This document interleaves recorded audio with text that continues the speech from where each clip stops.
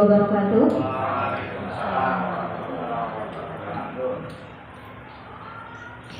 Yang terhormat Kepala Sekolah SD Negeri 1 Gumelar, dan yang saya hormati Bapak Ibu Guru serta staf SD Negeri 1 Gumelar. Pertama-tama marilah kita panjatkan puja dan puji syukur kehadirat Allah Subhanahu wa Ta'ala yang pada siang hari ini masih memberikan nikmat sehat dan nikmat sempat kepada kita semua, sehingga kita bisa melaksanakan acara implementasi program calon guru penggerak oleh Bapak Arianto SD Negeri 1 Gumelar, Kamis 9 Februari 2023. Dengan susunan acara: 1. Pembukaan, 2. Sambutan kepala sekolah, 3. Diseminasi aksi nyata oleh Bapak Arianto, calon guru penggerak angkatan 7, 4. Tanya jawab, dan yang kelima penutup. Baik Bapak Ibu semuanya, untuk acara yang pertama, mari kita pembukaan, kita buka acara ini dengan lafaz basmalah bersama-sama. Bismillahirrahmanirrahim. Meningkat acara yang kedua, sambutan kepala sekolah kepada Bapak Dwianto SPD. Dipersilakan.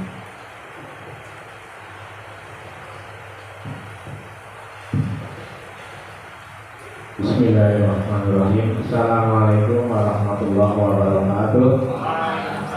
Alhamdulillahirabbil alamin wa bihi nasta'in wa na'udzu billahi min syarri anfusina. Yang saya hormati Ibu dan Bapak Guru Negeri 1 Gumelar beserta tenaga pendidikan yang sangat saya banggakan. Yang pertama, yang utama, kami juga berikan penghargaan tentu kepada Pak Arianto selaku calon guru penggerak untuk angkatan ke-7 dari Negeri 1 Gumelar. Awal pembukaan, marilah kita sampaikan puji syukur kehadirat Allah Subhanahu wa Ta'ala atas limpahan rahmat, hidayah, taufik dan hidayahnya kepada kita semuanya, sehingga pada kesempatan hari ini kita diberikan kesehatan, keselamatan, dan dapat dipertemukan dalam acara diseminasi aksi nyata 1/4 yang insya Allah nanti akan disampaikan oleh teman, kawan, dan sahabat kita Pak Arianto SPD selaku calon guru penggerak angkatan yang ke-7. Selaku kepala sekolah, tentu pada kesempatan yang amat ini kami ingin menyampaikan ucapan selamat pada Pak Arianto yang sudah bisa merencanakan aksi nyata, sehingga pada kesempatan ini nanti akan diseminasikan bersama di hadapan kita semua. Tentu atas kesiapan ini sekali lagi kami berikan apresiasi yang seluruh-luruhnya kepada Pak Arianto. Harapan kami tentu ke depan untuk kegiatan-kegiatan seperti ini tidak hanya berhenti di Pak Arianto saja, tetapi setidaknya bisa menyebarkan virus sebagai virus positif yang nanti bisa kita tiru untuk waktu-waktu yang akan datang. Kalau kita melihat apa yang dicanangkan dan direncanakan diseminasi aksi nyata 4 ini, setidak-tidaknya nanti tentu Pak Ari akan menyampaikan apa yang lebih kita kenal dengan budaya positif.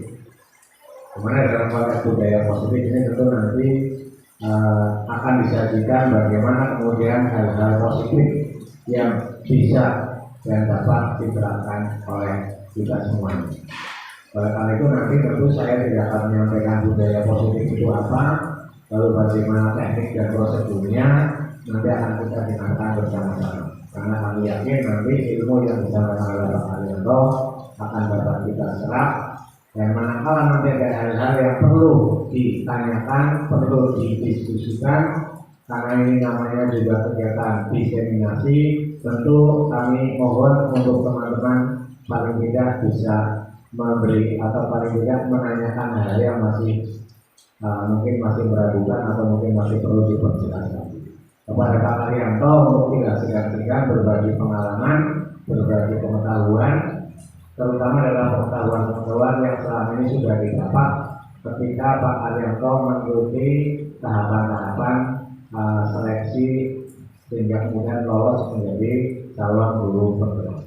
Yang terakhir tentu kita semuanya berharap kepada Pak Arianto untuk senantiasa diberikan kesehatan, diberikan keselamatan, karena tahapan ini nanti akan sangat panjang, akan cukup kompleks, dan ini membutuhkan kondisi fisik dan pemikiran yang optimal.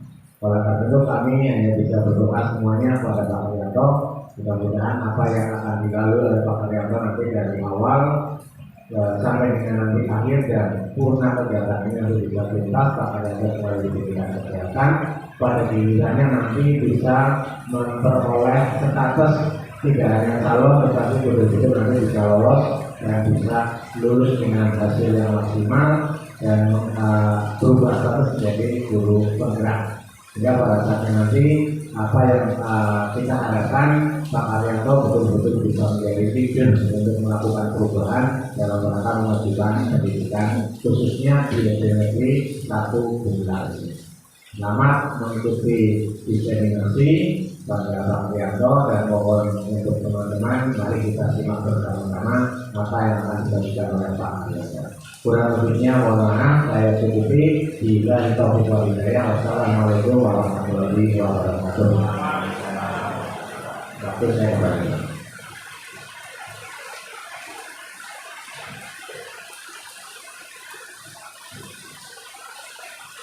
Terima kasih kepada Bapak Arianto selaku Kepala Sekolah SD 1 Dunia.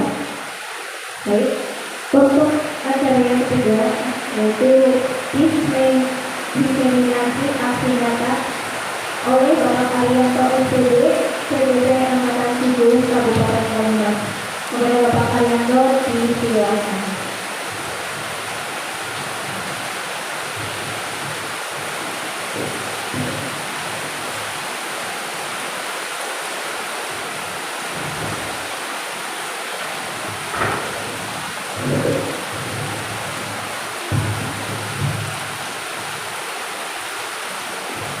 Terima kasih.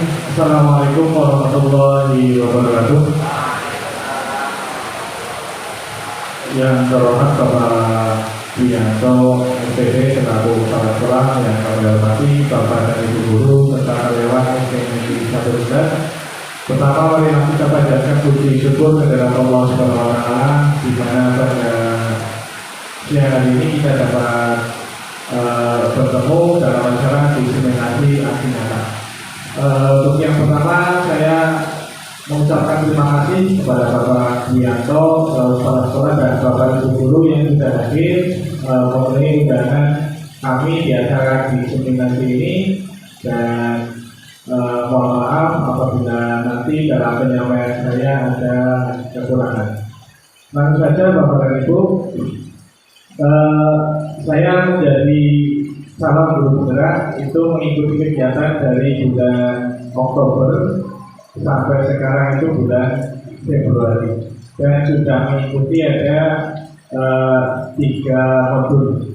Untuk modul yang pertama Bapak dan Ibu itu tentang filosofi pendidikan yang disampaikan oleh Ki Hajar Dewanto. Itu untuk modul yang pertama, isinya tentang bahwa pendidikan itu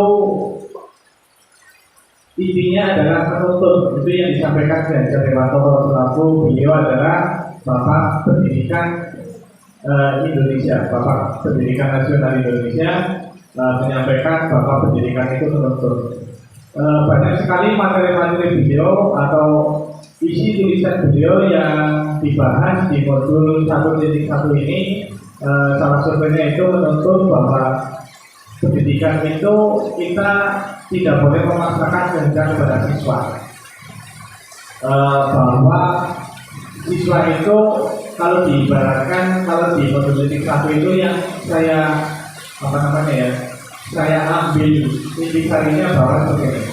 Kalau siswa ini ibaratkan sebuah biji ada biji jagung, ada biji padi, ada biji yang lain, misalnya biji timun, sehingga kita sebagai guru itu harus bisa mengkondisikan siswa tersebut sesuai kondisinya masing-masing. Tidak bisa misalkan kita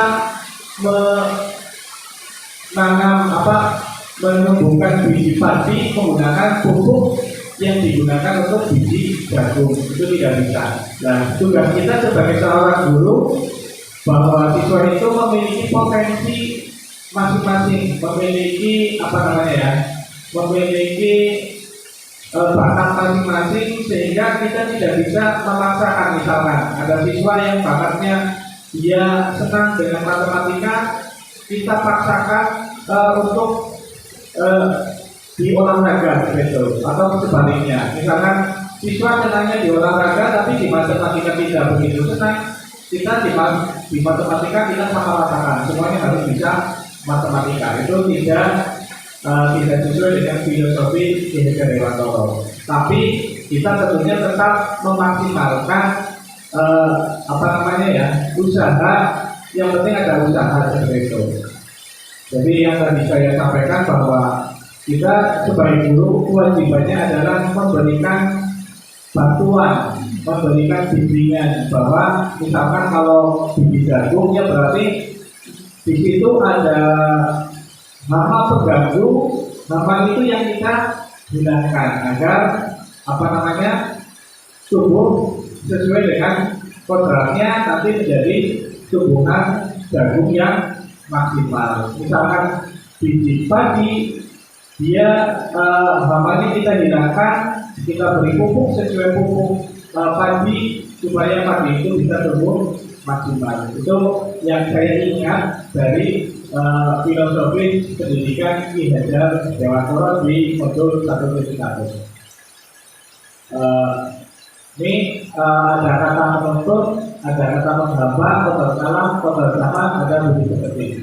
Di modul 1 tadi ada menuntut, menggambar. Yang kedua adalah menggambar. Kalau menggambar itu bukan kita menyembah kepada siswa, akan tetapi kita fokus pendidikan itu kepada siswa. Jadi siswa itu yang menjadi fokus pembelajarannya adalah siswa, bukan kita merancang pembelajaran misalkan sesuai kehendak kita sendiri.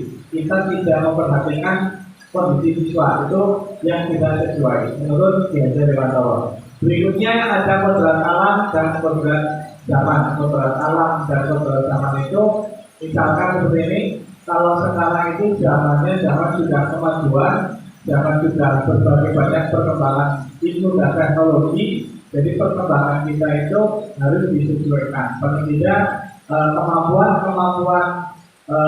keterampilan abad 21, kemampuan keterampilan yang baru itu harus disampaikan kepada siswa. Siswa harus memiliki keterampilan itu. Begitu juga untuk kodrat alam. Kalau kodrat alam itu pendidikan yang kita lakukan hendaknya itu memperhatikan lingkungan sekitar kita. Misal, kalau di tempat kita itu ada misalkan secara kondisi alam geografis itu tanahnya subur misalkan, mudah ditanami. Berarti kita sesuaikan pendidikannya, sesuai kodrat alam di lingkungan sekolah kita. Berarti kita memberikan pendidikan, memberikan pembelajaran yang memungkinkan siswa memiliki keterampilan untuk bertanam seperti itu. Kalau misalkan di tempat-tempat sekolah yang tempatnya dekat pantai misalkan, berarti dia pendidikannya harus paling tidak menyentuh ke arah misalkan keterampilan tambang, betul, atau memancing atau yang lain, membudidaya ikan. Nah itu bisa disesuaikan, intinya seperti itu. Berikutnya tentang budi pekerti, kalau sesuai pemikiran Ki Hajar Dewantoro bahwa pendidikan budi pekerti itu utamanya dari diri siswa. Jadi kita menumbuhkan budi pekerti itu dari siswanya, bukan paksaan dari guru. Misalkan guru memaksa kamu harus seperti ini, itu yang menurut Ki Hajar Dewantoro ini tidak sesuai. Yang paling sesuai adalah kita menumbuhkan dari dalam dirinya, dari minat diri siswa itu sendiri, bahwa kalau berperilaku seperti ini itu salah, kalau berperilaku seperti ini itu betul. Dari dalam diri siswa itu sudah dikenalkan dengan nilai-nilai budi pekerti. Jadi motivasinya itu dari dalam diri, bukan karena dipaksa. Misalkan seperti ini, siswa itu dia berperilaku disiplin, berperilaku jujur kalau ada gurunya misalkan. Kalau tidak ada gurunya, dia tidak berperilaku yang sesuai. Itu yang tidak diharapkan. Jadi budi pekerti ini yang diharapkan adalah tumbuh dari dalam diri siswa itu sendiri. Berikutnya di modul 1.2 itu ada nilai dan peran guru penggerak. Di sini yang saya terima dari nilai peran guru penggerak adalah guru penggerak itu harus bisa berkolaboratif. Kolaboratif ini sebagai seorang calon guru penggerak itu harus bisa bekerja sama, berkolaborasi dengan teman sejawat. Jadi misalkan ada permasalahan di kelas saya sharing dengan bapak ibu guru yang lain untuk bertukar pikiran, bertukar pendapat untuk mencari solusi. Begitu juga sebaliknya, apabila ada rekan guru yang lain sharing dengan saya juga bersedia untuk memberikan solusi. Jadi kolaboratif dalam hal pengembangan sekolah, dalam hal pembelajaran dan lain-lain itu harus bisa berkolaborasi. Berikutnya ada mandiri, ada reflektif. Kalau reflektif itu misalkan saya sebagai seorang guru mengajar, apakah sudah betul, apakah sudah sesuai dengan yang diharapkan atau tidak, itu menilai pada diri saya sendiri. Itu reflektif. Apakah pembelajaran yang dilakukan oleh saya itu sesuai dengan tujuan, sesuai dengan alur yang seharusnya apa tidak. Itu reflektif. Berikutnya inovatif. Sudah jelas nih, inovatif itu membuat penemuan baru, pembaruan dari pembelajaran yang dilaksanakan. Berikutnya berpihak pada murid. Nah, ini yang namanya pendidikan itu harus berpihak pada murid. Fokusnya itu di murid, bukan fokusnya di guru. Misalkan terkadang kita banyak kegiatan-kegiatan mungkin yang terkadang masih mementingkan gurunya ya daripada kepentingan murid. Lebih baik misalkan mengikuti seminar atau kegiatan padahal muridnya ditinggalkan. Itu yang harus dikurangi. Kita boleh mengembangkan kompetensi kita, tapi jangan sampai siswa itu ditinggalkan atau sering dihiraukan seperti itu. Itu sebagai calon guru penggerak itu ada nilai-nilai guru penggerak. Berikutnya peran sebagai seorang guru penggerak itu yang pertama adalah menjadi pemimpin pembelajaran, yang kedua adalah mewujudkan kepemimpinan murid, yang ketiga mendorong kolaborasi antar guru, yang keempat ada menggerakkan komunitas praktisi. Ini komunitas praktisi itu contohnya kegiatan di KKG, itu contoh komunitas praktisi. Atau misalkan lagi tidak harus di KKG, di dalam satu sekolah pun bisa menjadi komunitas praktisi. Misalkan kita di sekolah itu membentuk jadwal, misalkan jadwal setiap minggu satu kali kita bermusyawarah, berembuk. Misalkan dari kelas 1, permasalahan yang muncul di kelas 1 terkait kegiatan pembelajaran, kendalanya, atau misalkan praktek baiknya seperti apa, di-share dengan guru yang lain, dari guru kelas 2, guru kelas 3 maupun guru mata pelajaran. Itu kita share bersama-sama. Itu namanya membentuk komunitas praktisi, tidak harus di kegiatan KKB. Berikutnya menjadi coach bagi guru lain. Di sini menjadi coach itu maksudnya kita bersama-sama ini dalam komunitas praktisi itu sebagai calon guru penggerak itu nanti menjadi pemimpin ya, bukan pemimpin tapi inisiator ya.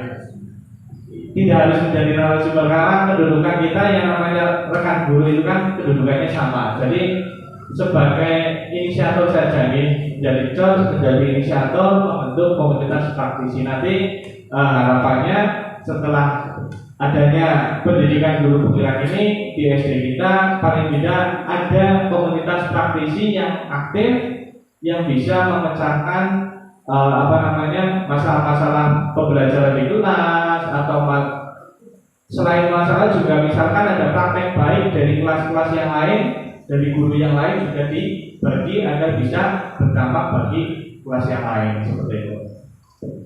Itu di modul 1.2. Berikutnya ada di modul 1.3 itu tentang visi guru penggerak. Nah di sini kemarin selama saya mengikuti di modul 3 itu calon guru penggerak itu diminta membuat visi ya. Visi saya itu mewujudkan peserta didik yang berakhlak mulia, cerdas dan berkarakter, menguasai IPTEK sesuai profil belajar Pancasila. Ini visi yang saya buat dan harapannya dari visi yang dibuat oleh guru penggerak ini nanti bisa berkontribusi dalam membentuk visi sekolah, dirapatkan di sekolah, dipimpin oleh Bapak Kepala Sekolah untuk membarui visi sekolah tersebut. Visi tersebut kalau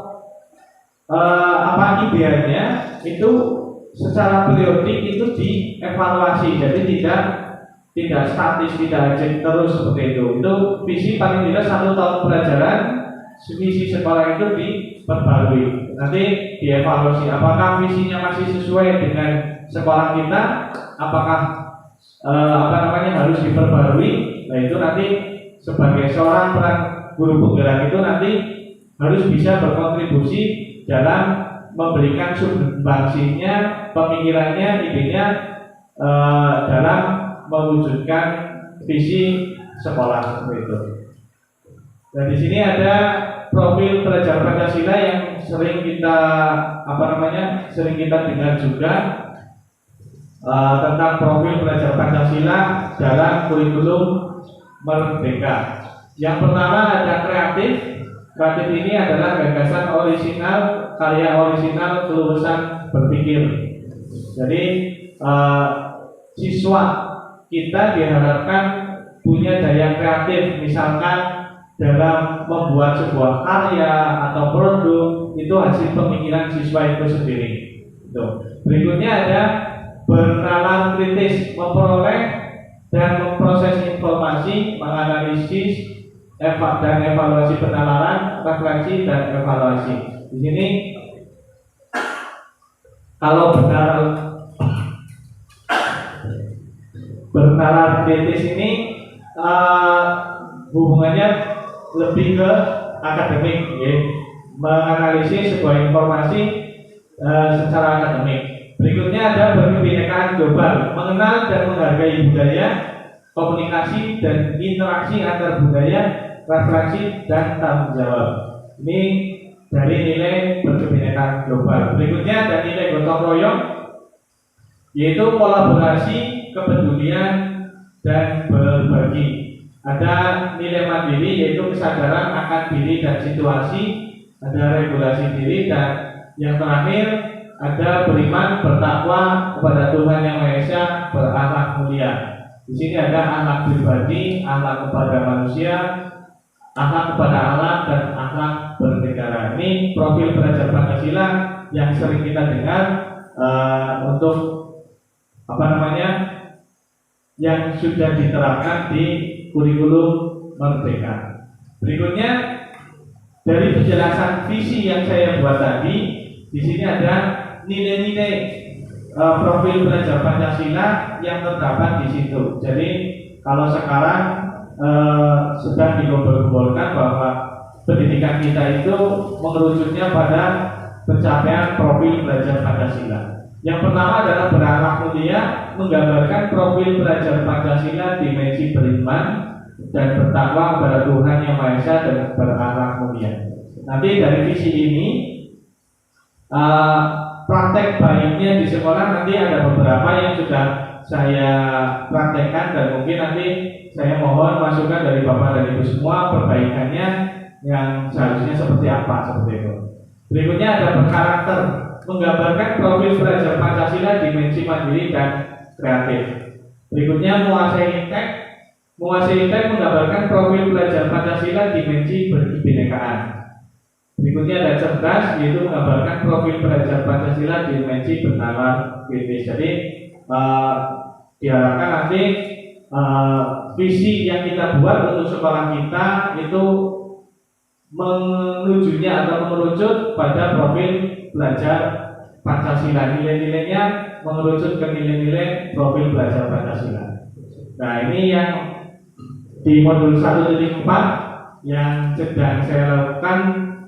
Salah satunya saya harus menyampaikan kepada Bapak Ibu semua, yaitu melalui kegiatan diseminasi ini.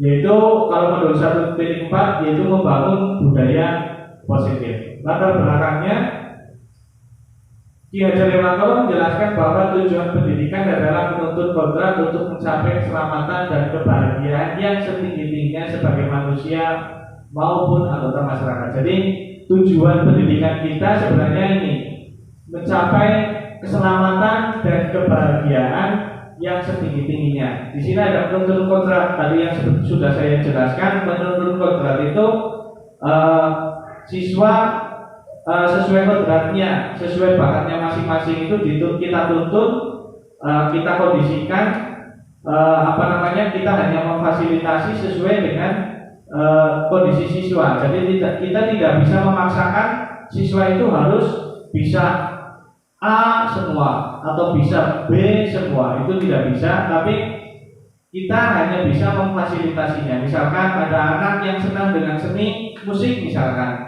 berarti kita harus memfasilitasi siswa yang seni musik itu, ya, agar dia bisa berkembang, bisa tumbuh maksimal, memiliki keterampilan seni musik secara maksimal seperti itu. Tapi kita tidak bisa memaksakan siswa yang seni musik harus bisa berolahraga secara maksimal, itu tidak bisa. Harus sesuai dengan kodratnya masing-masing.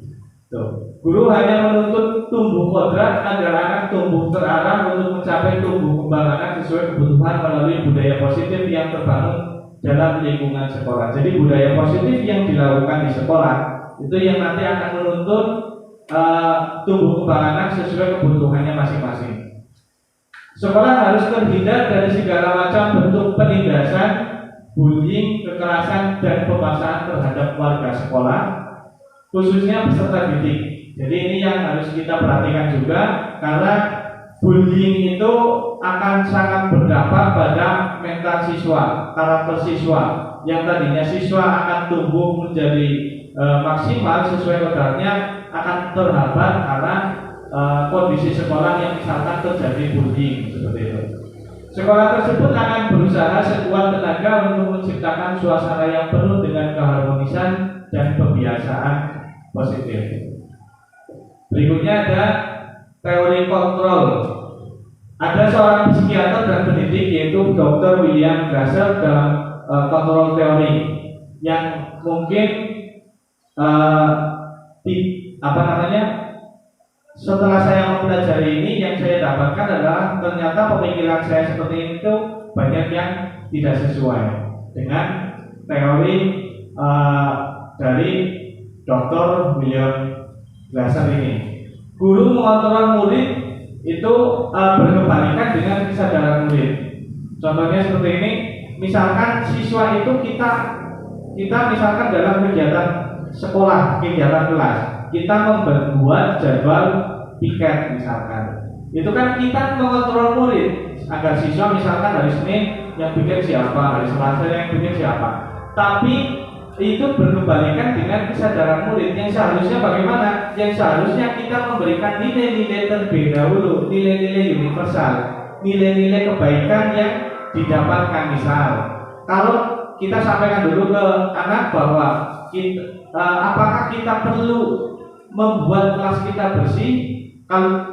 Itu memancing dengan kalimat seperti itu saja kan kita sudah membuat kesadaran siswa bahwa oh iya, kelas itu kita harus bersih seperti itu.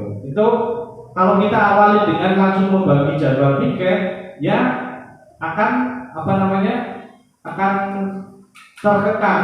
Kadang misalkan siswa akan melaksanakan tugas piket kalau dia ditungguin oleh gurunya. Kalau gurunya tidak ada, dia tidak melaksanakan. Mau dengar gurunya iki misalkan begitu. Tapi kalau kita tumbuhkan dari dalam siswa tentang kesadaran murid, kesadaran siswa bahwa membersihkan kelas kita, membuat ruang kelas kita nyaman, menjadi bersih, itu bermanfaat bagi diri kita, maka siswa itu akan secara sadar tanpa kontrol dari gurunya, dia akan secara sadar, secara mandiri akan melakukan kegiatan yang positif. Itu yang pertama. Yang kedua, semua penguatan positif, efektif dan bermanfaat itu akan menjadi ketergantungan.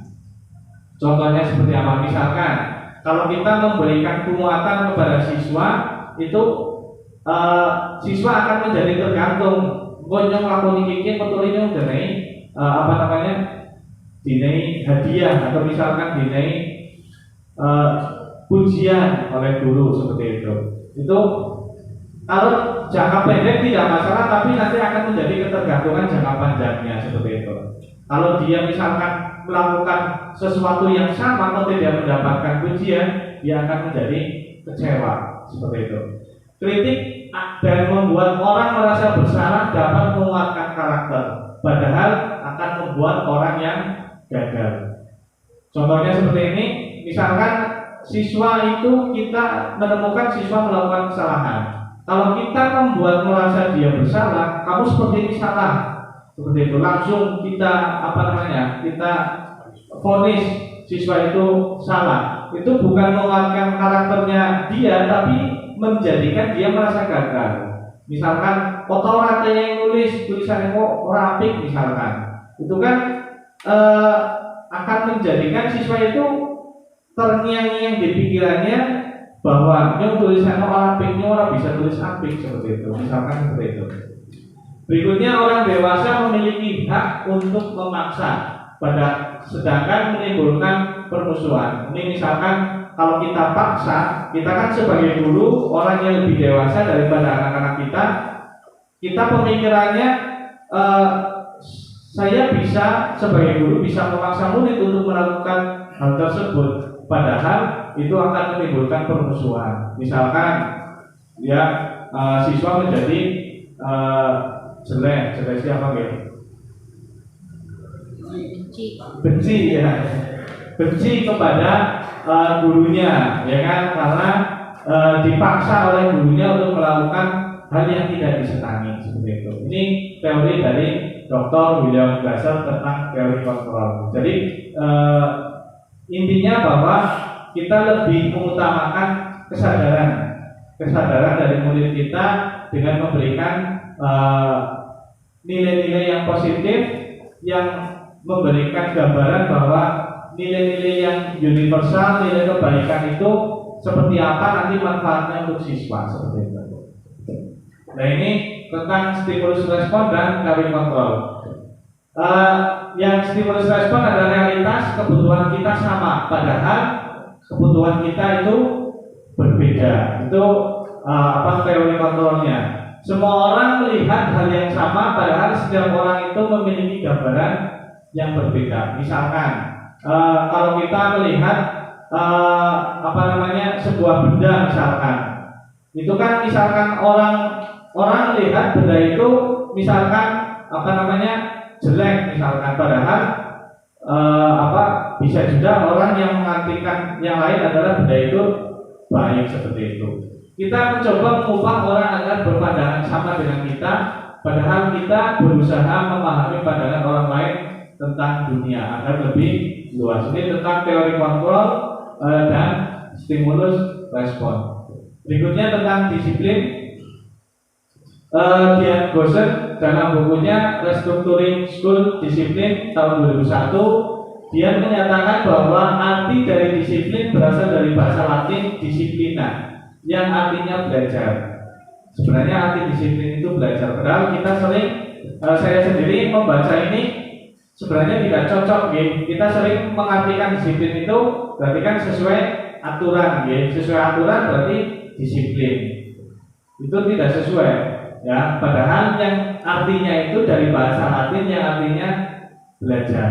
Disiplin diri juga mempelajari bagaimana cara kita mengontrol diri dan bagaimana menguasai diri untuk memilih tindakan yang mengacu pada nilai-nilai yang kita hargai. Jadi disiplin diri itu kita mengontrol diri kita agar sesuai dengan norma, tindakan kita sesuai dengan sesuatu yang dihargai, yang nilainya bagus di mata masyarakat. Ya kan, misalkan kita berangkat kerja, berangkat datang ke sekolah sesuai tepat waktu sebelum jam 7. Itu kan namanya kita disiplin sebelum jam 7, ya kan? Itu bukannya kita apa namanya? Itu artinya kita belajar mengontrol diri kita agar sesuai dengan memilih tindakan yang sesuai dengan yang kita hargai, yang dihargai, yang sesuai dengan nilai-nilai yang disepakati. Itu yang namanya kita disiplin. Seseorang yang memiliki disiplin diri berarti mereka bisa bertanggung jawab terhadap apa yang dilakukannya karena mereka mendasarkan tindakan mereka pada nilai-nilai kebajikan universal. Nilai-nilai kebajikan universal itu nilai-nilai yang baik, nilai-nilai yang sesuai, yang seharusnya yang disepakati oleh masyarakat, seperti itu. Berikutnya, motivasi perilaku manusia untuk menghindari ketidaknyamanan atau hukuman. Ini biasanya manusia itu berperilaku untuk menghindari ketidaknyamanan atau hukuman. Misalkan siswa dia mengerjakan tugas atau mengejar PR, dia motivasinya kalau untuk menghindari ketidaknyamanan supaya orang domai guru nih, berarti dia motivasinya belum sesuai. Atau untuk menghindari hukuman supaya orang hukum dan gurunya misalkan untuk mendapatkan imbalan atau penghargaan dari orang lain.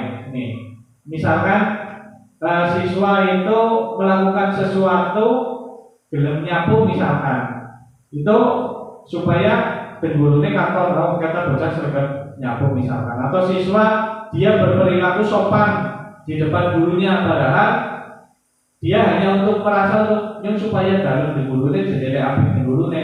Mending gurunya ya di belakang dia kalau tidak terlihat gurunya dia seenaknya sendiri. Itu motivasi perilaku manusia. Berikutnya untuk menjadi orang yang mereka inginkan dan menghargai diri sendiri dengan nilai-nilai yang mereka percaya.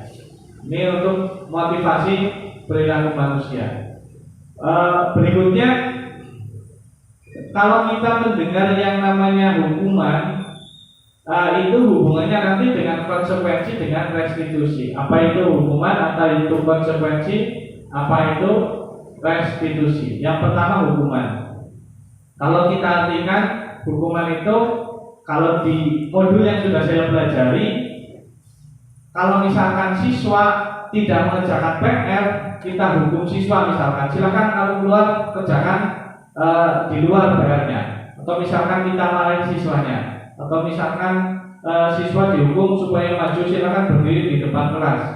Itu yang namanya hukuman. Nah, contoh hukuman ini artinya apa? Bahwa hukuman ini adalah sesuatu yang dilakukan oleh guru kepada siswa dengan apa namanya? Dengan saat itu juga, ya, siswa mau tidak mau harus menerima apa yang diperintahkan, apa yang disampaikan oleh gurunya. Itu yang namanya hukuman. Dan apakah ini boleh? Tentunya tidak. Guru tidak boleh memberi hukuman kepada siswa. Bandelnya bukan yang apa? Kita tidak boleh memberi hukuman kepada siswa. Bedanya dengan konsekuensi. Konsekuensi ini boleh atau tidak? Kalau hukuman jelas tidak boleh, akan menimbulkan siswa itu apa namanya ya, dia bisa menjadi resah, bisa marah, panik, kesal, ya kan? Itu dampak dari hukuman. Berikutnya konsekuensi. Kalau konsekuensi seperti ini. Misalkan kita sudah membuat kesepakatan kelas. Anak-anak, misalkan kalau ada anak-anak yang tidak mengerjakan PR, berarti harus membersihkan WC ya. Disepakati. Nah, kebetulan ada anak yang tidak mengerjakan PR, berarti dia harus membersihkan WC misalkan. Itu sebagai konsekuensi. Bedanya dengan hukuman, kalau konsekuensi itu sudah disepakati terlebih dahulu di satu kelas itu. Kalau hukuman itu serta-merta, apa namanya, ijik-ijik bahasanya apa ya? Tiba-tiba saat itu juga ada kejadian, ada kasus, langsung ditindak oleh gurunya. Ya, orang mikir bahwa bocah keluar kepriwe seperti itu, tidak memikirkan perasaan atau tidak memikirkan latar belakang, tidak memikirkan sebab akibat dari hukuman tersebut. Berikutnya tentang restitusi. Ini yang nanti akan kita bahas. Ini yang dikehendaki oleh modul 1.4 ini adalah kita sebagai guru hendaknya melakukan yang namanya restitusi. Saya kemarin sudah mempraktekkan, nanti ada di belakang restitusi ini. Tapi kalau misalkan kita praktekkan, kalau saya sendiri apa namanya ya, dampaknya itu nanti dalam jangka panjang kalau menurut saya. Kalau dalam jangka pendek kita melakukan restitusi tidak berkesan ya. Belum dampaknya belum bisa terasa sekali. Tapi sebenarnya restitusi ini teorinya sangat bagus. Nah, apakah kita boleh memberikan penghargaan kepada siswa? Bapak Ibu, boleh apa tidak? Misalkan siswa oleh 100 deni hadiah permen atau apa seperti itu, atau misalkan ada bintang, boleh ya? Boleh. Nah, itu pemikiran saya juga seperti itu dulu sama. Tapi ternyata kalau sesuai teori ini tidak boleh. Nah, kita lihat Alficon dalam Punished by Reward tahun 93, wawancara ASDD Annual Conference Maret 1995 mengemukakan baik penghargaan maupun hukuman adalah cara-cara mengontrol perilaku seseorang yang menghancurkan potensi untuk pembelajaran yang sesungguhnya. Menurut Pon, secara ideal tindakan belajar itu sendiri adalah penghargaan sesungguhnya. Jadi kita baik memberikan hukuman maupun memberikan penghargaan itu hendaknya tidak. Apakah ada dampaknya dari penghargaan itu? Ada.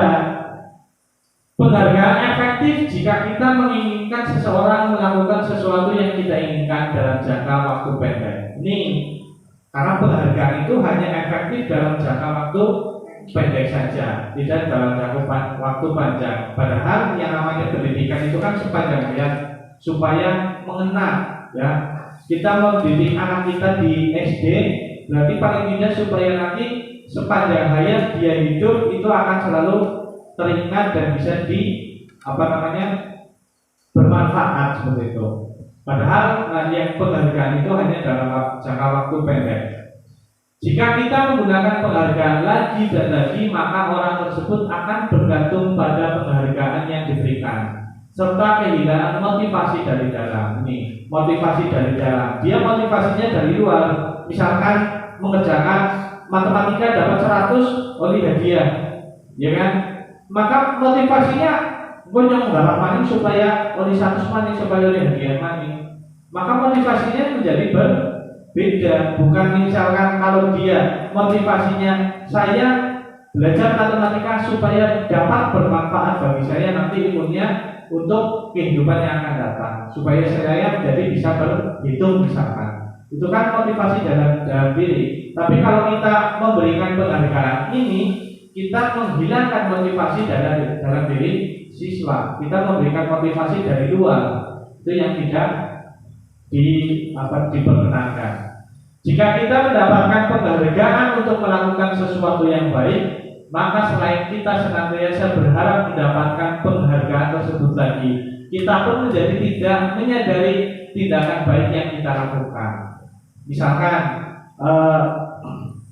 kita memberikan penghargaan di saat di kelas kita.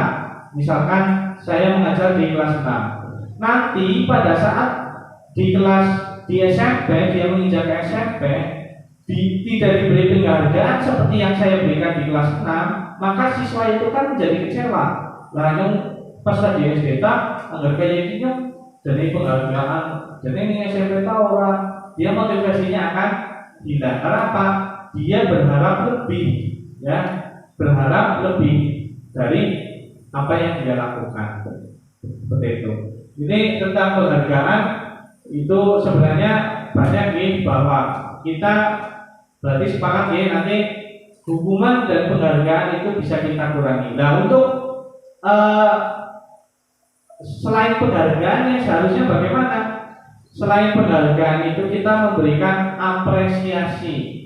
Apresiasi itu apa? Misalkan ya, siswa diberi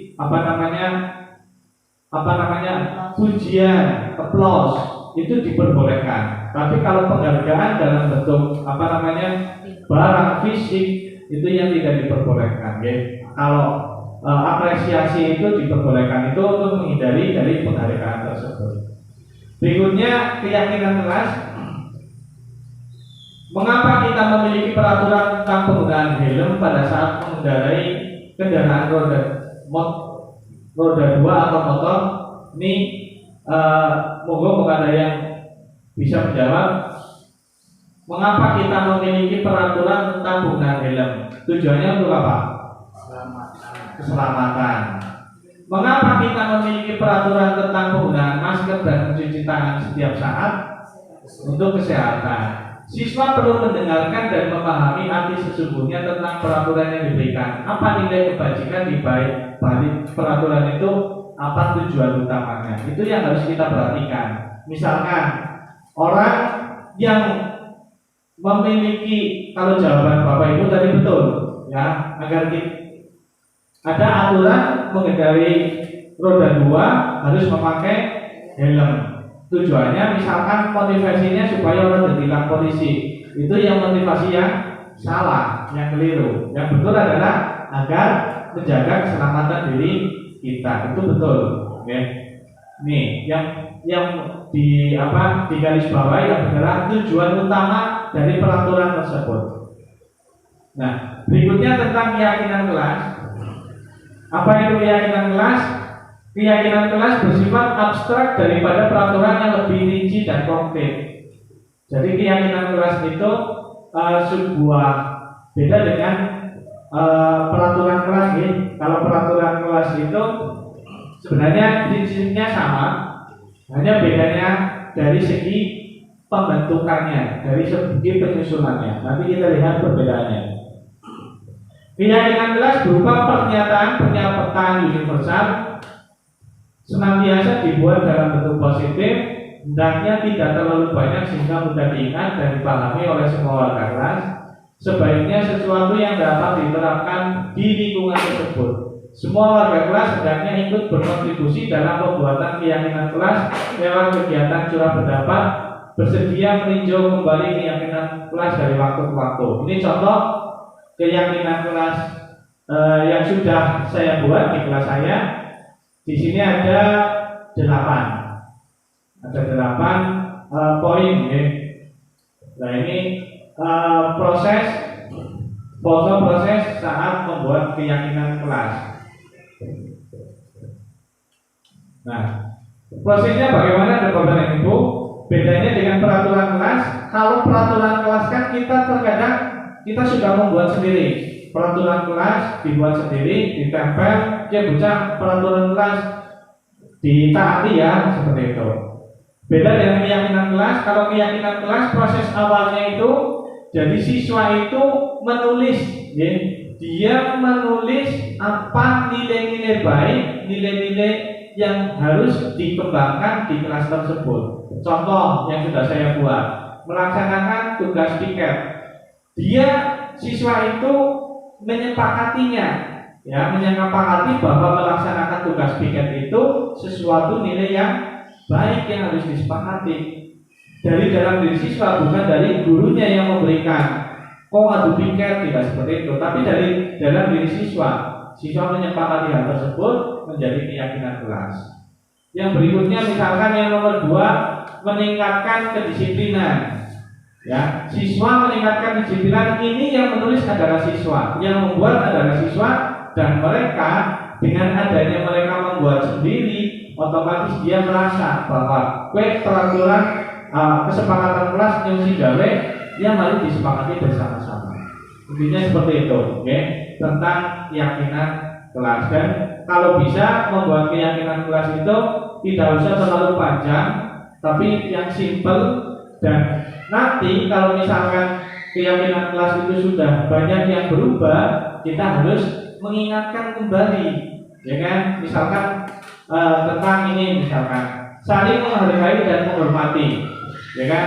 Kalau di kelas saya misalkan ada anak yang wadanan wong tua misalkan, itu kan sesuatu yang sudah tidak sesuai dengan keyakinan kelas ini, kesepakatan kelas ini.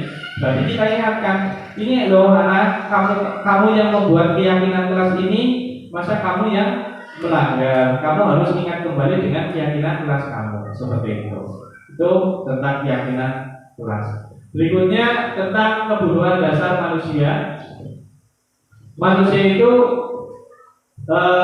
kebutuhannya itu untuk bertahan hidup, kasih sayang dan rasa diterima, kebutuhan untuk diterima, penguasaan, kebutuhan pengakuan atas kemampuan, kebebasan, kebutuhan akan pilihan, kesenangan, kebutuhan untuk merasa senang.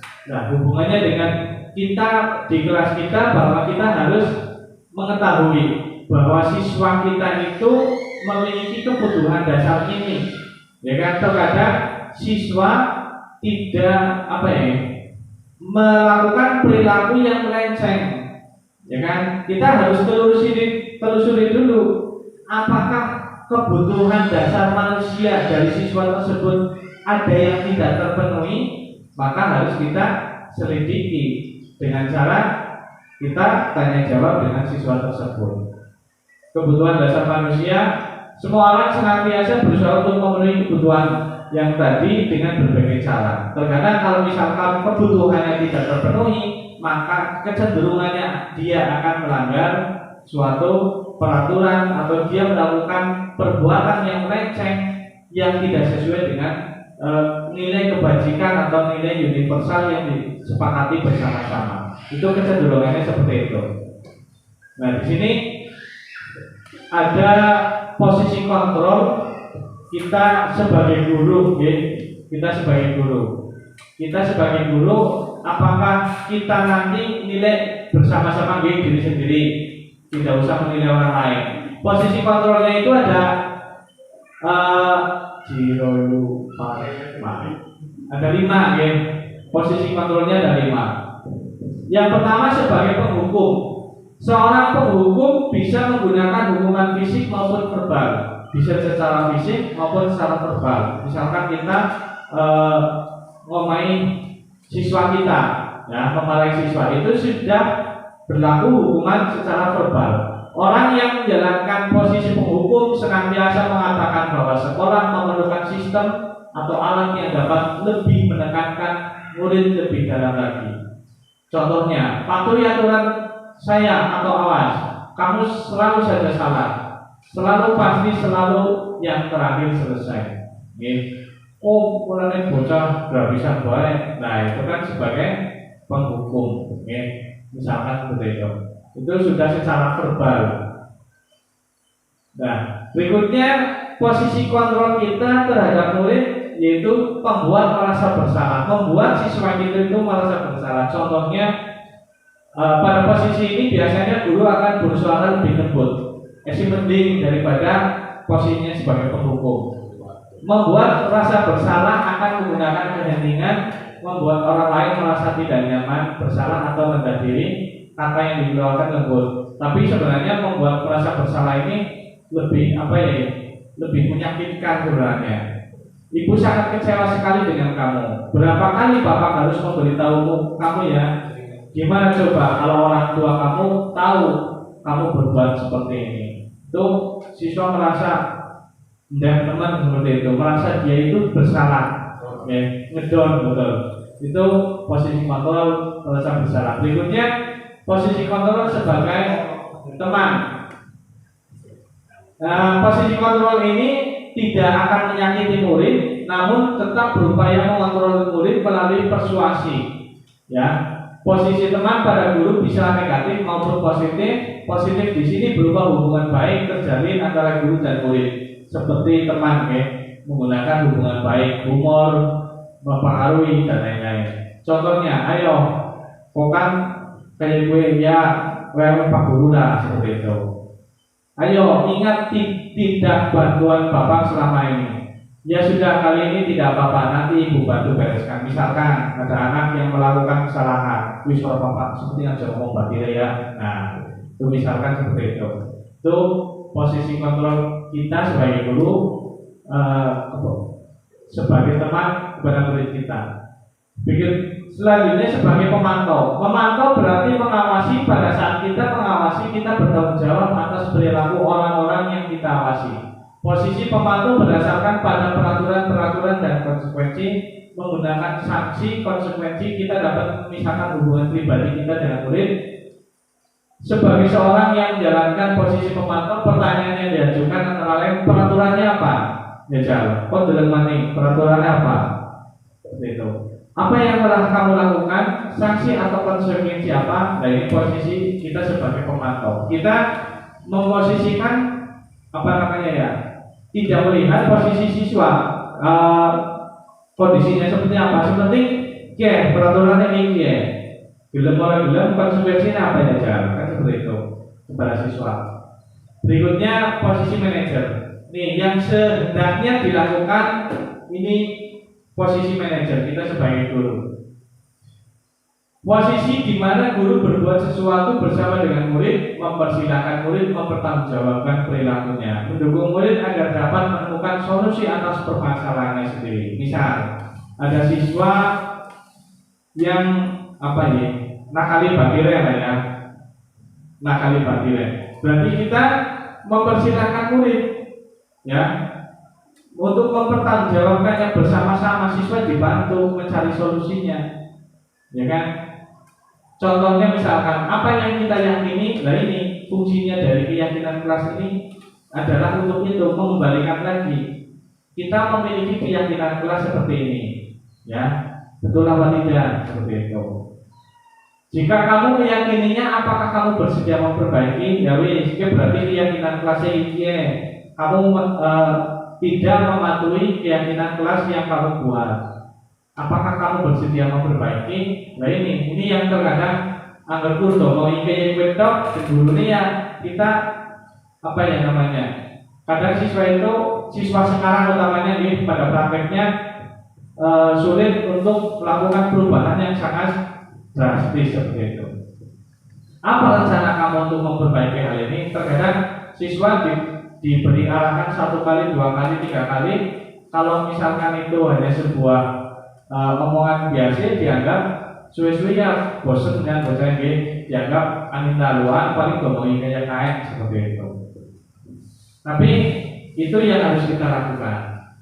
Berikutnya pengertian dari restitusi sendiri, proses menciptakan kondisi bagi murid untuk memperbaiki kesalahan mereka sehingga mereka bisa kembali pada kelompok mereka. Contoh misalkan ada anak yang perilaku lain dari yang lain atau melenceng, kita kembalikan lagi ya untuk memperbaiki kondisi anak tersebut supaya kembali ke jalurnya yang seharusnya. Itu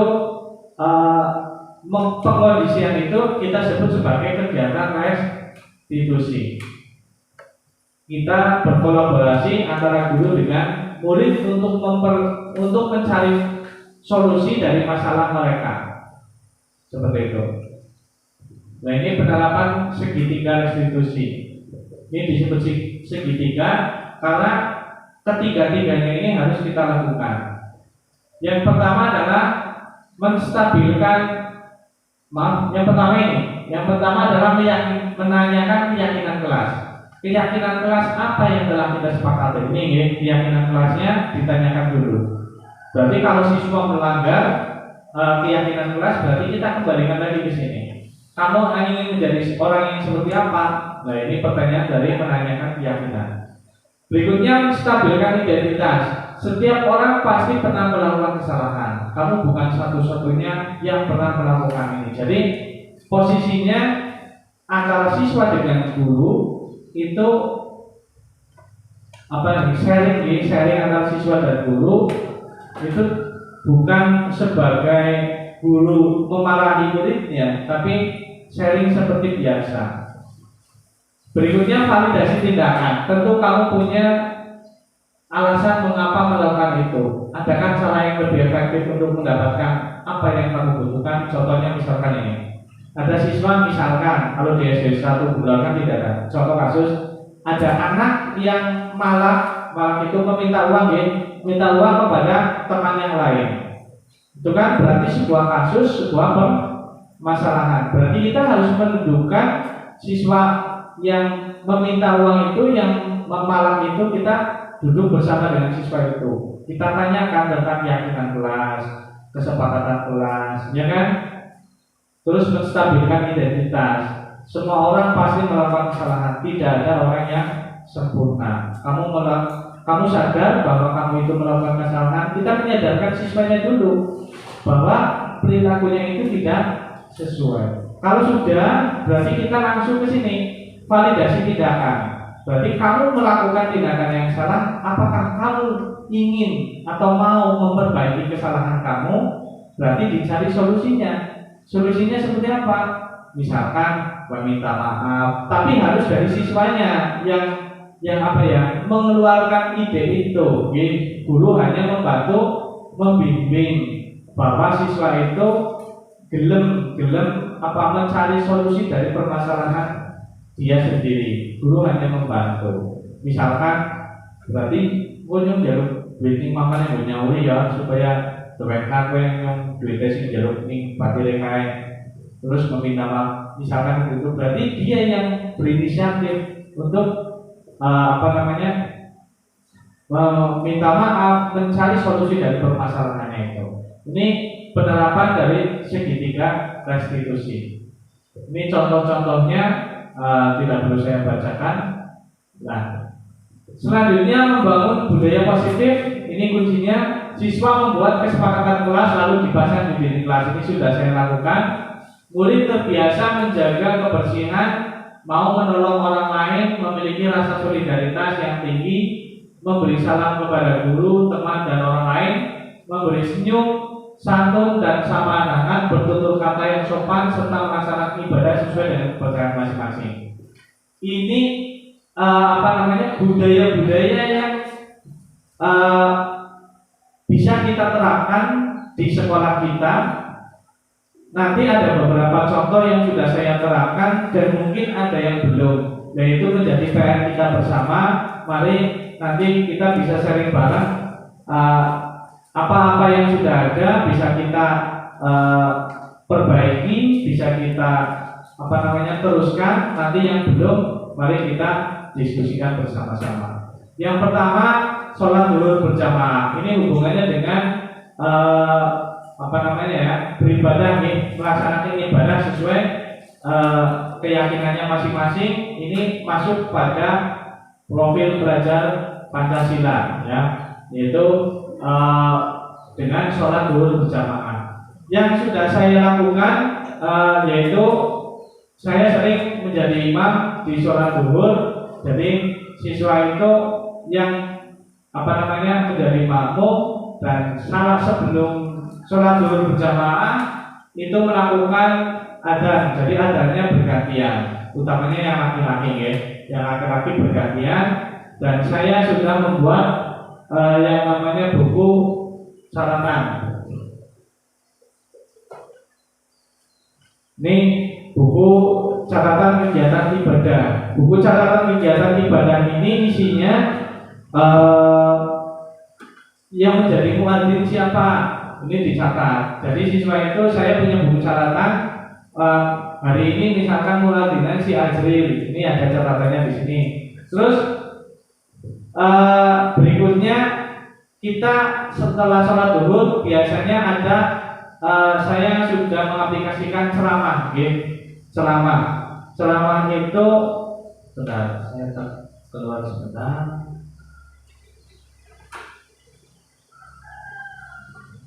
Saya sudah upload kegiatan ceramahnya di SDN 1 bulan. Ini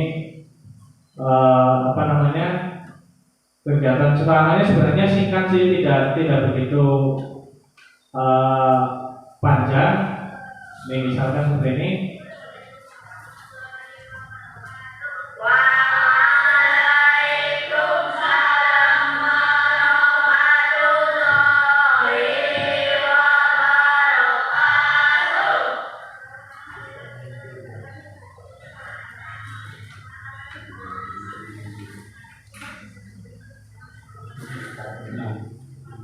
Kegiatan ceramah ini tidak terlalu panjang, singkat saja. Siswa dijadwal, misalkan hari ini yang ceramah siapa, itu ditawarkan. Untuk besok yang mau ceramah siapa, ceramah singkat itu siapa. Nanti siswa secara sukarela itu dia memberanikan diri. Saya Pak Guru kajian. Nah, itu juga masuk dalam catatan buku ibadah ini. Tujuannya apa? Siswa terbiasa paling tidak berbicara, menyampaikan di depan orang banyak, paling tidak seperti itu. Itu latihannya. Nanti gantian ada laki-laki, ada perempuan. Itu selain itu juga ada kegiatan tadarus bersama. Untuk kegiatan tadarus bersama itu dilakukan bersama-sama. Untuk tujuannya apa? Siswa yang belum bisa membaca Al-Quran itu paling tidak termotivasi. Yang biasa tadarusan bersolat zuhur, nggak tema Al-Quran ini isi. Paling tidak ada motivasi dari siswa itu untuk bisa belajar mengaji seperti itu. Ini yang sudah saya lakukan terkait budaya positif, yaitu hubungannya dengan sholat zuhur berjamaah. Berikutnya saya sudah membuat budaya positif yang lain, yaitu dengan pembelajaran berbasis IT. Alhamdulillah sekolah kita sudah memiliki Chromebook, bantuan Chromebook dari pemerintah, dan alhamdulillah sudah bisa saya manfaatkan. Kegiatan-kegiatan yang bisa saya lakukan di kegiatan positif ini, di kegiatan pembelajaran ini, siswa sudah bisa menggunakan akun belajar ID-nya masing-masing. Saya sudah mendaftarkan dan sudah didapatkan. Dan untuk kelas 5 sudah Ibu? Oh belum? Ini baru ya, nanti kasih. Oke. Sebenarnya sudah ada, nanti saya Jadi siswa punya akun masing-masing, nanti bisa dipakai oleh sendiri-sendiri. Dia bertanggung jawab terhadap akunnya masing-masing. Kegiatan pembelajaran yang sudah saya lakukan itu saya sudah mengajarkan siswa tentang Google Doc, Google Spreadsheet, Google Slide sudah, Canva juga sudah. Itu terus apa lagi sih ya? Banyak edit video di Canva juga sudah. Nah ini salah satu hasil karya siswa kemarin tentang yang edit video. Jadi di kegiatan materi kelas 6 itu salah satunya ada yang namanya iklan komersil, reklame komersil dan non komersil. Yang kemarin sudah, yang non komersil itu saya minta membuat poster seperti yang di belakang itu, ada poster tentang lingkungan tentang non komersil. Itu posternya. Nah, yang komersil saya sudah meminta siswa membuat sebuah video. Jadi siswa merekam dirinya sendiri, lalu dimasukkan ke Canva untuk diedit. Dieditnya menggunakan Canva. Ini contoh salah satu iklan komersil yang dibuat oleh ini Akila Sakti Nah, ini produknya Beng-Beng nggih. Aku tahu solusinya. Kita makan beng-beng aja.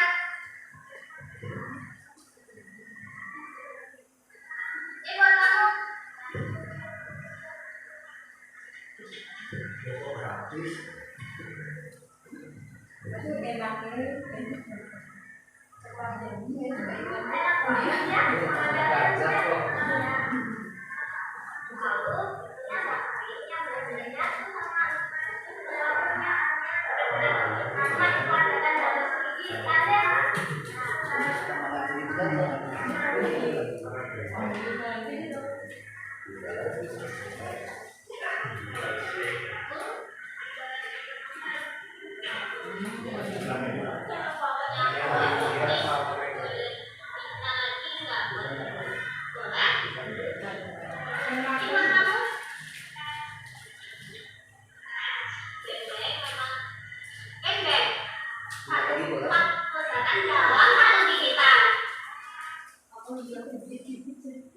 Ya, ini salah satu video buatan dari siswa, dia merekam sendiri, dia edit sendiri di Canva, terus saya upload di YouTube SDN Negeri 1 Bulan. Itu salah satu penggunaan IT Chromebook dalam kegiatan pembelajaran. Berikutnya dalam kegiatan ekstrakurikuler pramuka, ini misalkan setiap 1 minggu sekali, setiap hari Jumat saya mengajar pramuka. Ini salah satu penampilan yel dari siswa SD 1 Bulan yang saya upload di YouTube SD Negeri 1 Bulan. Dalam kegiatan pramuka ini ada beberapa nilai-nilai yang bisa diterapkan, misalkan kedisiplinan, nilai tanggung jawab, nilai kejujuran, itu misalkan keberanian, itu siswa menjadi lebih aktif, lebih kreatif. Ini salah satu misalkan membuat yel, itu juga saya pasrahkan kepada siswa.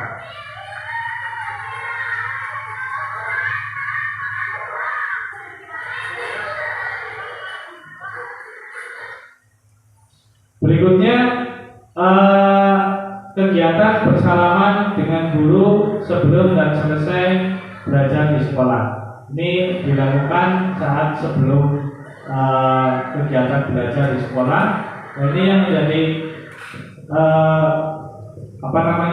kegiatan yang sebenarnya penting, yang perlu kita lestarikan, kita terapkan. Tujuannya adalah supaya siswa memiliki karakter paling tidak sopan santun kepada guru. Misalkan kita buat jadwal piket di gerbang, itu guru menyambut siswa walaupun hal yang tidak begitu penting, tapi sebenarnya itu manfaatnya sangat baik sekali. Bisa siswa itu merasa disambut, terus bersalaman dengan guru, cium tangan, itu nanti insya Allah karakter siswanya akan menjadi siswa yang karakter yang santun, yang sopan terhadap guru, itu akan selalu terbentuk.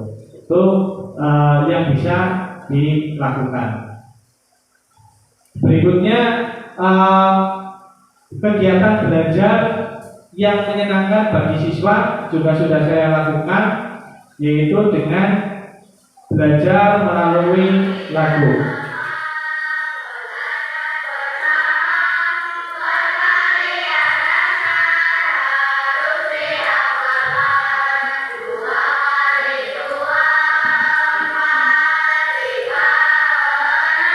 Nah, ini lagu perkalian dasar, jadi siswa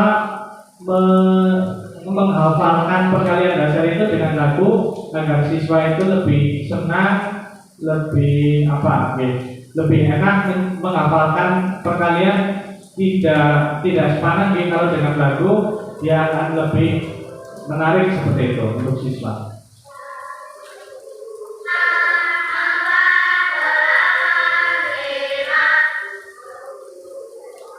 Berikutnya dalam kegiatan pembelajaran yang saya lakukan juga saya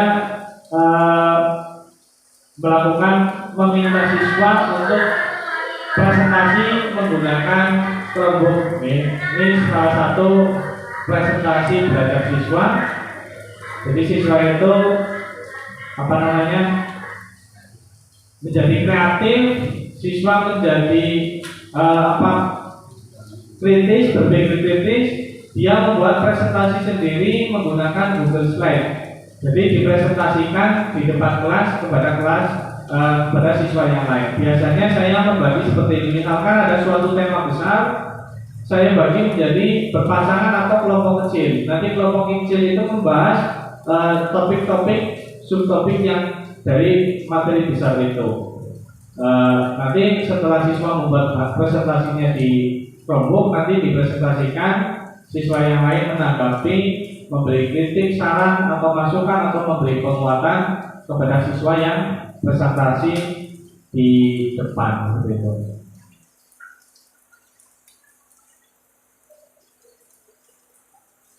Berikutnya ini yang tadi sudah, itu tentang, nah ini berikutnya membangun budaya positif dengan siswa itu membuat produk hasil belajarnya. Jadi kalau di kurikulum Merdeka ini ada proyek profil pelajar Pancasila, membuat proyek. Nah ini karena saya belum menerapkan kurikulum Merdeka, jadi saya sedikit itu paling tidak siswa itu belajar membuat produk. Ini salah satu produk yang dihasilkan, yaitu membuat model lampu lalu lintas. Ini yang di bawah ini siswa membuat lampu hias menggunakan stick es krim yang di dalamnya itu dipasangi lampu LED dengan baterai. Ini sebenarnya materi rangkaian listrik, tapi saya kombinasikan, saya modifikasi dengan kreativitas seperti itu. Membangun budaya positif yang lain, misalkan dengan menjaga kebersihan kelas, kerapian berpakaian, menjaga perilaku sopan, perkataan dan perbuatan, menjaga kondisivitas di sekolah yang nyaman, aman dan menyenangkan. Nah, dari kegiatan-kegiatan yang sudah dilakukan, baik tadi yang saya sampaikan kegiatan saya selaku calon guru penggerak dari bulan Oktober sampai bulan Februari ini, dan budaya positif yang sudah saya terapkan, tentunya saya ingin mendapatkan dukungan. Kegiatan ini sangat membutuhkan dukungan dari semua warga sekolah, dari guru, siswa, kepala sekolah, penjaga sekolah, orang tua, dan wali siswa. Tanpa dukungan dari semua ini, kegiatan tersebut tidak akan berjalan dengan efektif, tidak akan maksimal hasilnya seperti itu. Tentunya monitoring dan evaluasi dari semua warga sekolah sangat kita harapkan, dan harapan saya nanti tidak hanya dilakukan oleh saya, tapi budaya-budaya tersebut mari kita diskusikan bersama, mana-mana yang perlu dikembangkan di sekolah kita, mana yang perlu diterapkan, dan apa yang harus kita tambahi agar budaya di sekolah kita, budaya positif itu bisa berkembang. Berikutnya ini yang agak terakhir,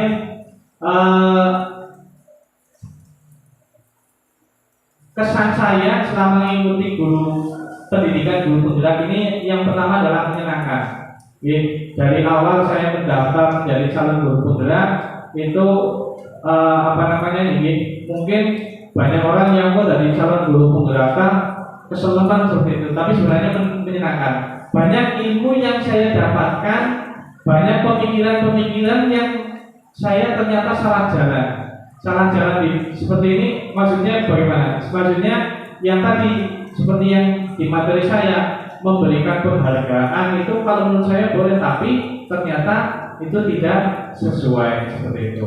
Itu banyak yang berkebalikan dengan pemikiran saya yang saya salah jalan, dan alhamdulillah setelah mengikuti selama proses pendidikan ini banyak pemikiran-pemikiran yang menjadikan saya itu lebih berpikir positif, menjadi lebih baik seperti itu.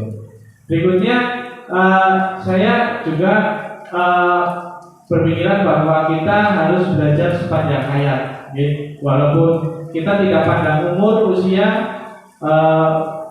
tidak pandang masih muda atau sudah tua, tapi kewajiban kita belajar.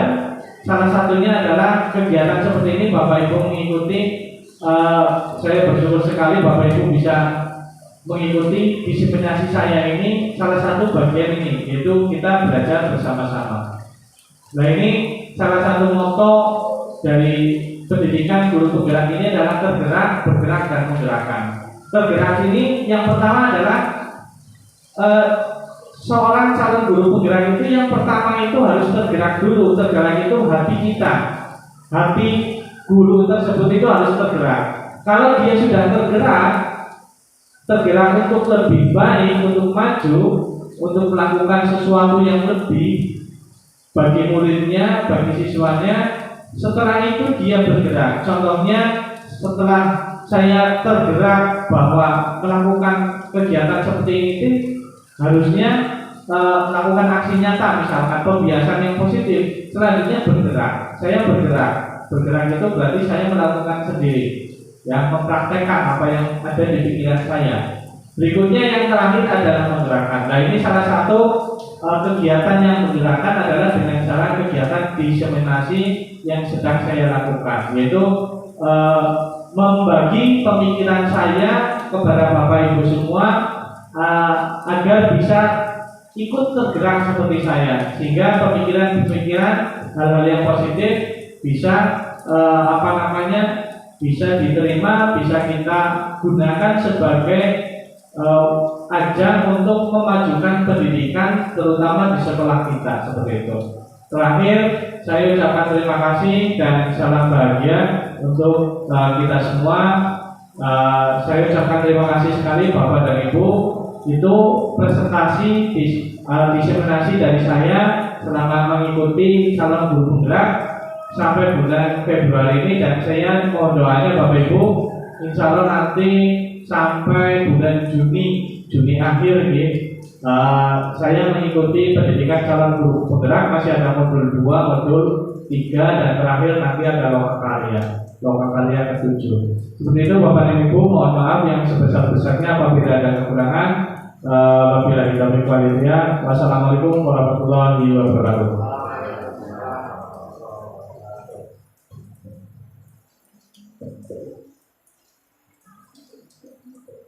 Terima kasih Bapak Arianto, SPD.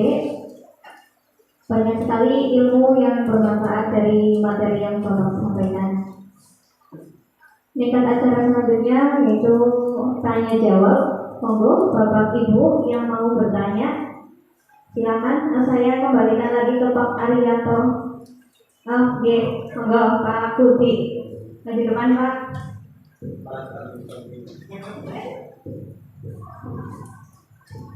Terima kasih. Assalamualaikum warahmatullahi wabarakatuh.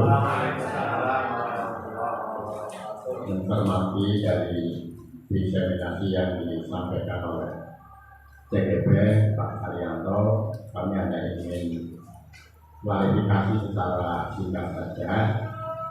Tadi disampaikan bahwa salah satu filosofi pendidikan yang disebutkan oleh Kiai Haji Mantoro itu adalah kodrat alam dan kodrat zaman. Filosofi itu dicetuskan untuk pendidikan masa lampau, bahkan zaman kolonial pada masa itu. Nah, yang perlu diklarifikasi relevansi dari filosofi ini dengan pendidikan masa kini, karena pendidikan masa kini tidak terkontaminasi dengan pergaulan, dan yang tidak kalah pentingnya adalah sentuhan teknologi komunikasi. Saya kira itu saja yang kami minta klarifikasi. Terima kasih sebelumnya. Assalamualaikum warahmatullahi wabarakatuh.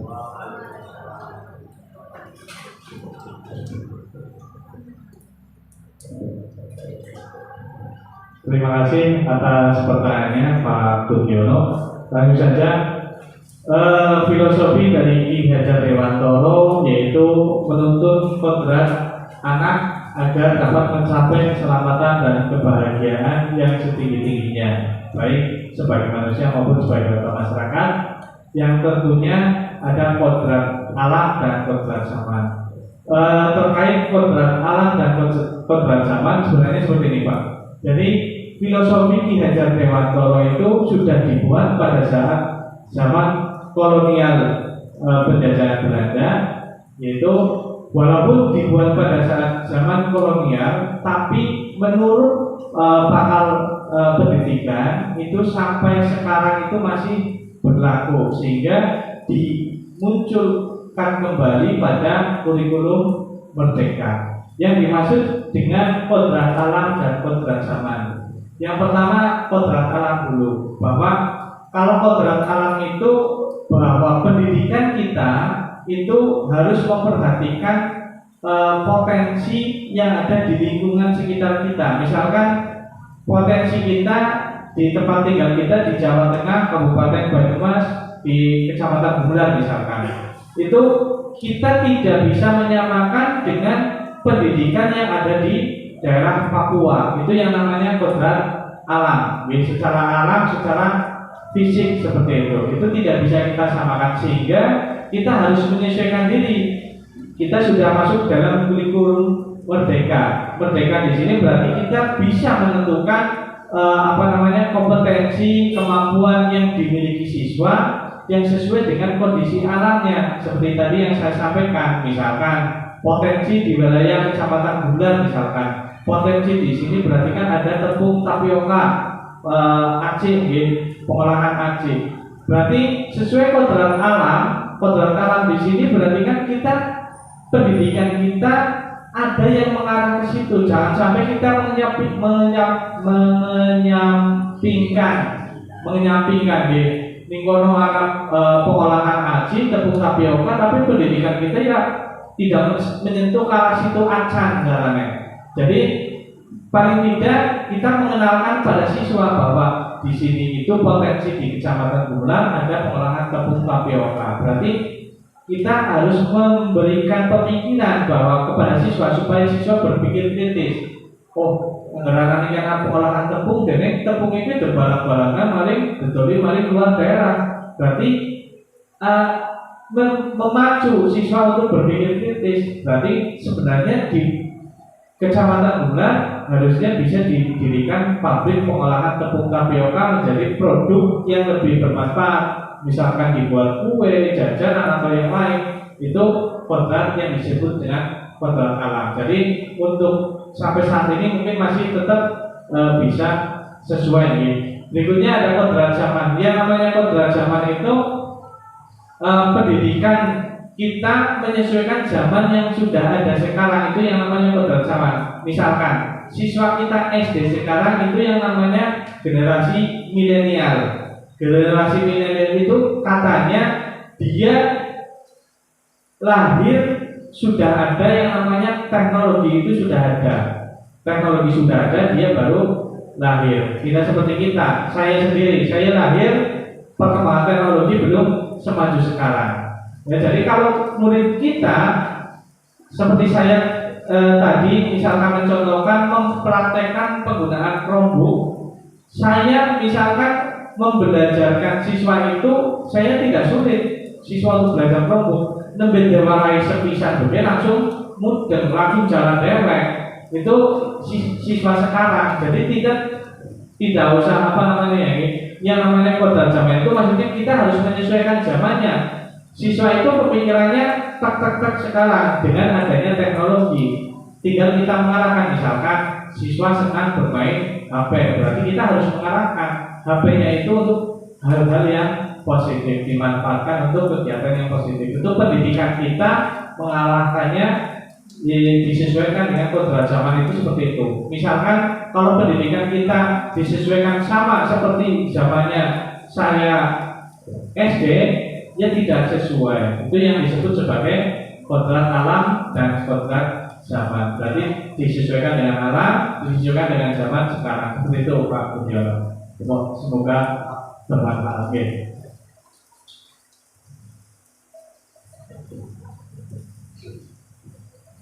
Jelas ya, Pak Budi? Oh, mantap ya. Oke, selanjutnya monggo ada lagi yang mau bertanya, Bapak, Ibu? Monggo. Oke, Pak Pur, monggo.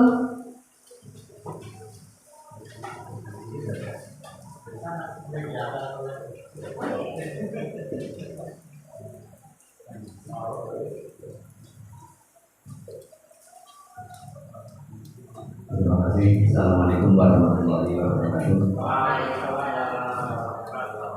Hadirin yang saya hormati, kami akan baik menanggapi maupun menanyakan tentang apa yang tadi sudah dipresentasikan oleh Bapak Anwar Ibrahim, yaitu tentang penghargaan atau tentang penghormatan kepada anak. Di sini ketika di akhir semester itu ada bahkan banyak orang tua yang menanyakan tentang perankingan. Anak saya ranking berapa Pak, ranking berapa Pak. Nah hal itu mestinya tidak jauh berhubungan dengan hal-hal yang bersifat penghargaan, yang mana padahal di sana konon ceritanya itu sudah tidak boleh lagi kita melakukan perankingan yang dibiarkan kepada anak, kepada orang tua wali murid. Padahal di balik itu banyak sekali wali murid yang kepengen tahu sejauh mana perkembangan putra-putra mereka di dalam mengikuti pembelajaran selama 1 semester. Kira-kira itu yang dapat kami sampaikan. Mohon maaf. Assalamualaikum warahmatullahi wabarakatuh.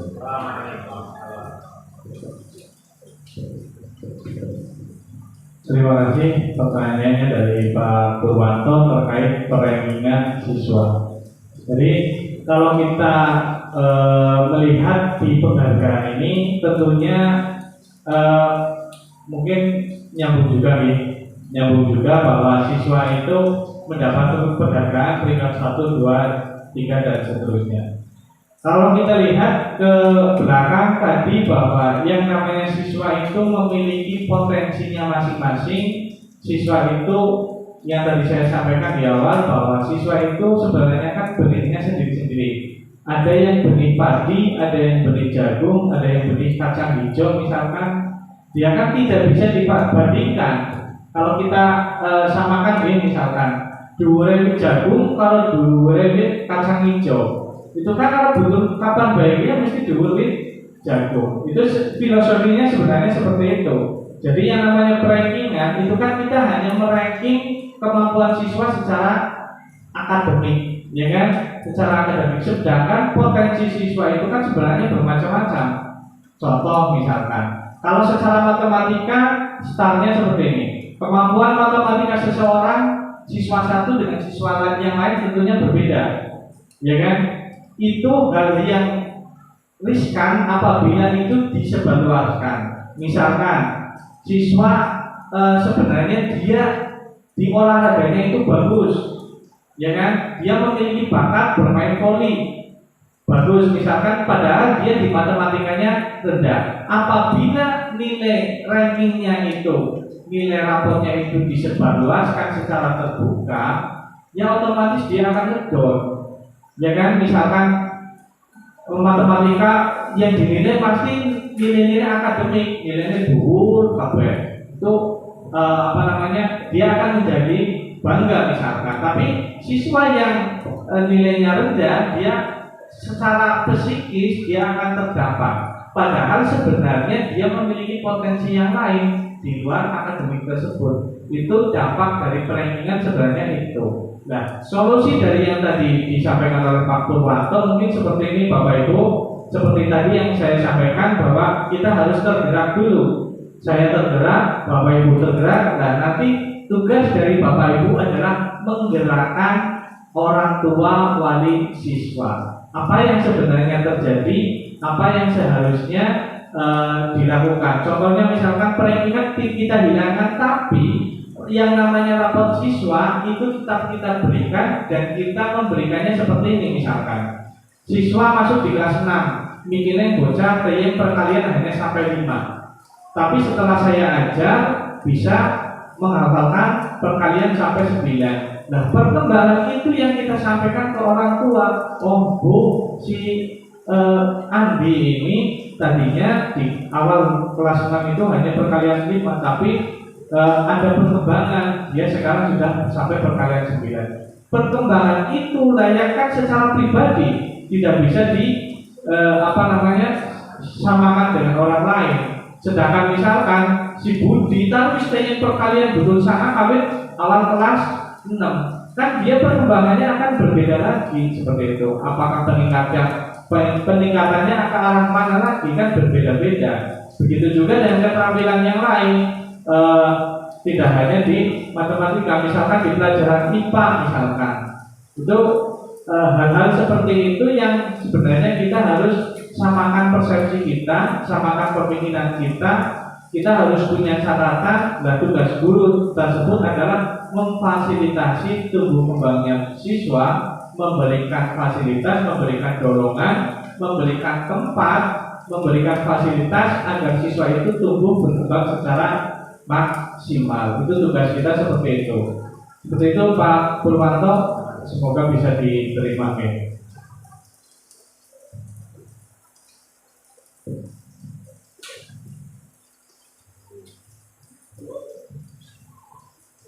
Terima kasih Bang Ari. Gimana Pak Pur? Jelas? Oke. Ada lagi Pak Bu yang mau bertanya? Sudah cukup?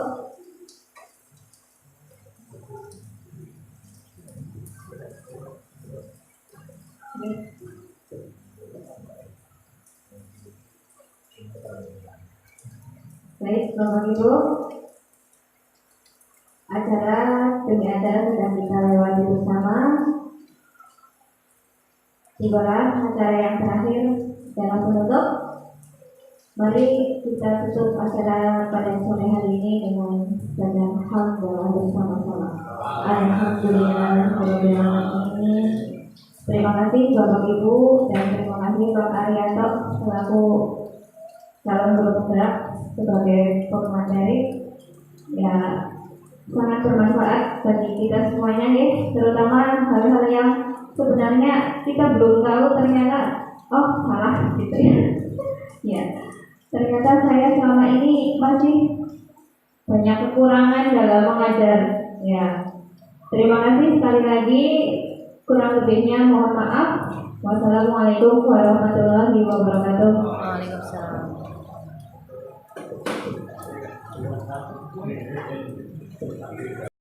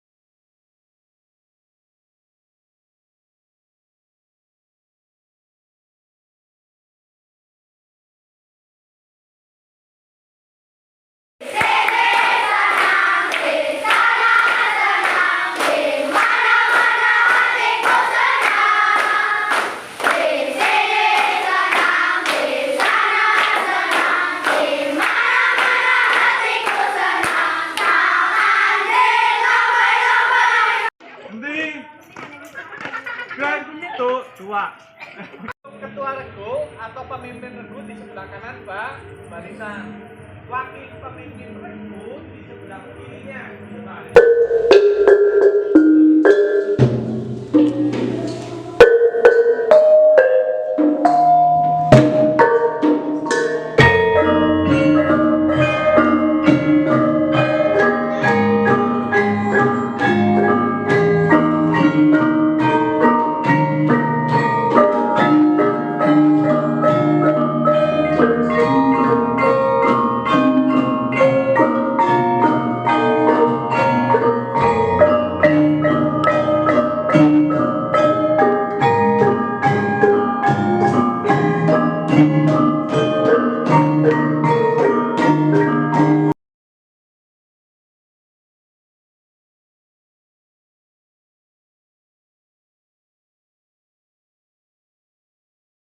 Lapar nih, makan apa ya?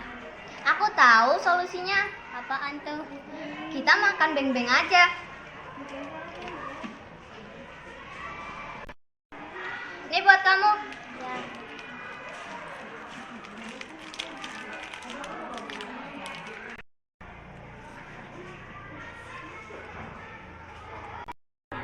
Enak banget ya. Karamelnya lumer. Iya. Lalu di sini ada krim yang benar-benar nyatu sama wafernya. Benar-benar 4 pelajatan dalam 1 gigitan deh. Iya.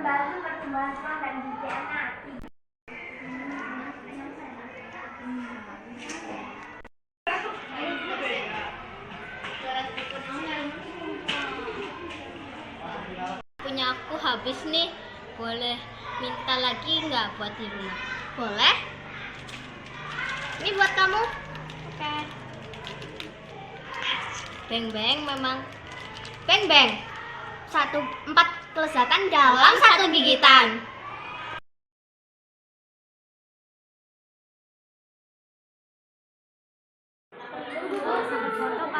Gimana? Enggak. Di judulnya dulu. Judulnya di sebelah sini. Nih. Nah, diganti judulnya.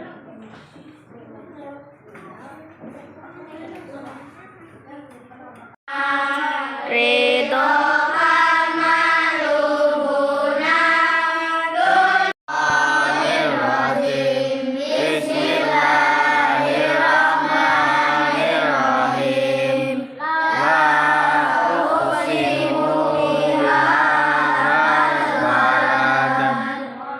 Assalamualaikum warahmatullahi wabarakatuh. Waalaikumsalam warahmatullahi wabarakatuh. Yang saya hormati Bapak, Ibu guru dan teman-teman yang saya sayangi, puji syukur kita panjatkan kehadirat Allah Subhanahu wa taala atas. Ini hasil dari karya kelompok 6. Di sini kami membuat lampu hias. Di dalam sudah terdapat lampu dan juga baterai. Jika saklarnya di-on-kan, maka lampunya akan menyala. Jika di-off-kan, maka lampunya akan mati. Fungsinya sebagai dekorasi, sumber cahaya tambahan, menerangi ruangan. Sekian dari kami. Wassalamualaikum warahmatullahi wabarakatuh. Assalamualaikum warahmatullahi wabarakatuh. Salam sejahtera untuk kita semua. Kami beberapa menit yang lalu telah mendapatkan sebuah narasi yang disampaikan oleh Pak Arianto yang berkaitan dengan calon guru penggerak. Menurut penilaian kami juga sangat tidak salah. Manakala Pak Arianto mendaftarkan diri atau diberi kesempatan untuk menjadi calon guru penggerak, di mana di dalam pemaparannya itu sangat menggugah dan memberikan pengertian ternyata apa yang selama ini kita lakukan terhadap anak didik kita itu banyak sekali hal-hal yang sebenarnya menurut teori para pakar itu kurang pas. Jadi sangat memotivasi kita dan kita menjadi terbuka bahwasanya langkah kita yang ke depan itu sudah mempunyai gambaran. Semoga hal ini akan membuka rekan-rekan guru semuanya, terutama yang masih muda, itu untuk berlomba-lomba mengikuti program ini, karena semakin mengikuti banyak program akan semakin terbuka, sehingga siswa-siswa kita yang secara umum kita beri pembelajaran yang sebenarnya ada sedikit ketidakbenaran akan menjadi semakin benar dan sangat bermanfaat, terutama bagi para guru, dan bermanfaat sekali bagi siswa-siswi SD yang berada di naungan Polrincang Didik Kecamatan Bulan. Selamat untuk Pak Arianto. Terima kasih, kurang lebihnya mohon maaf. Assalamualaikum warahmatullahi wabarakatuh. Ya, terima kasih. Setelah mendengarkan sajian dari Pak Arianto yang sudah mendefinisikan kegiatan 1.4, saya benar-benar rasa berbahagia hati, dan apa yang disampaikan nampaknya betul-betul menginspirasi. Mudah-mudahan di waktu-waktu yang akan datang sesuai dengan apa yang disampaikan, paparan yang disampaikan tadi adalah bisa menjadikan teman-teman yang lain menjadi guru yang tergerak, kemudian pada saatnya bisa bergerak, dan yang lebih penting lagi adalah bisa menggerakkan seluruh elemen dari komponen pendidikan stakeholder yang ada di wilayah SMK 1 Bulan. Terima kasih kepada Pak Arianto, selamat dan semoga senantiasa sukses.